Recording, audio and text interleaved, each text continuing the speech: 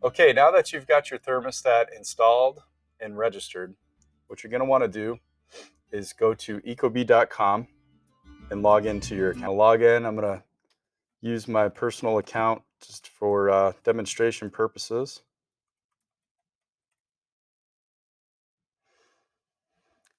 Okay, so when you get into your portal, it's going to load your thermostats. You should see all of the thermostats you have registered. What you want to do is go into each one of these. You're going to see all of your options in the menu. The first thing you're going to want to do is go into your reminders and alerts. In the preferences section of your alerts, you're going to want to go in and just make sure that all of these alerts and reminders sort of make sense. So what we would recommend is review things like low temperature, high temperature. Um, you can disable this or enable this. When it is enabled, this means whenever the temperature falls below that threshold of 50 degrees, so once it hits 49, an email will be triggered to your account to let you know that the temperature has gone below your lowest temperature or highest temperature setting.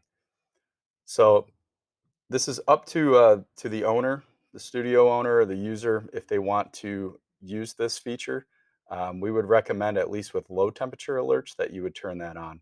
With high temperature alerts, your studios are going to be pretty warm, so it may not be something that you want to set. You're also going to go through with your reminders, and you're going to want to disable your HVAC maintenance reminder. You're also going to want to go through, disable your filter reminder because you won't have one. UV lamp, most of these you're going to want to make sure are turned off. Lastly, in this section, humidity is another alert that you can adjust. So if you are concerned with humidity, um, you can definitely go in. We would recommend setting the humidity level somewhere between 30 and 45%, depending on the time of year. Just like the temperature alerts, this will send you an email when that humidity level is either exceeded or drops below the desired level. Next, we're going to go in, we're going to look at the sensors. So if you're using remote room sensors, you're going to see them all listed out here. The other thing that is important in here for your studio is a feature we call Smart Home, Smart Away. So within the Ecobee, you're going to have the ability to turn this on or off. If you do turn on the Smart Home, Smart Away feature, what that's going to mean is when no one is occupying the space, and either the thermostat or the sensor does not detect that there is a person physically in the room, it's going to put the system into a setback. Now, this may work against you because with yoga studios, you're going to want to keep that temperature nice and warm. And if no one is occupying the space, then this feature may work against you because it's going to let that room temperature start to drop. You're going to want to make sure prior to starting your classes that room is nice and warm. It's at that 110, 115 degree temperature that you want. So we would recommend, again, just go in to the sensors. Next, in the settings, so go into your settings here, just kind of review the format, your time, your location, um, check your heat setting range. So in preferences, you're going to be able to set a range of what the user is able to adjust the thermostat set point to. So with yoga studios, you're going to need them nice and warm. We're going to crank this all the way up. With the Ecobees, you can heat up to 120 degrees Fahrenheit, so very, very warm. You're probably going to want to set that max temperature at 120. If you do not set it at 120, what that means is the system, regardless of how high you turn the heat up, it's never going to heat above that high temperature range. Same concept with cool. So adjust these accordingly.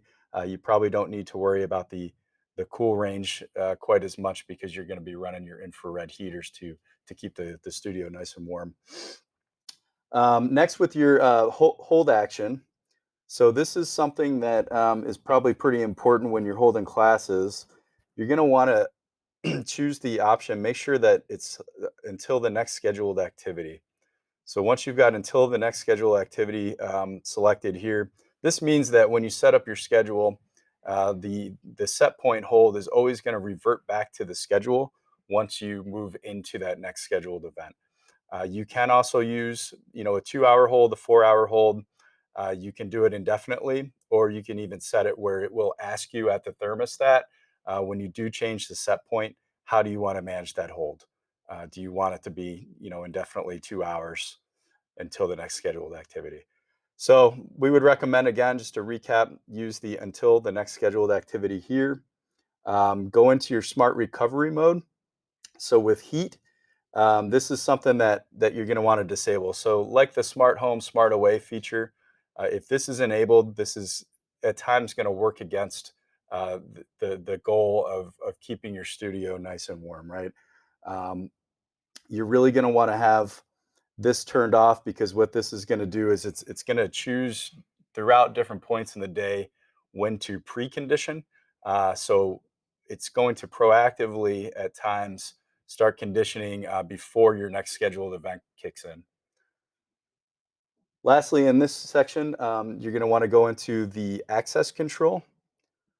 So access control is something that you can enable. This means that a 4-digit passcode will be required at the thermostat to make any changes. So if the user knows the 4-digit passcode, they're going to be able to make those changes at the thermostat. Otherwise, they're going to have to go in through the portal to manage these. So if we lock them out of all features, that means they won't be able to make any changes. You also have the ability to just allow them to adjust the temperature or a quick change or scheduled event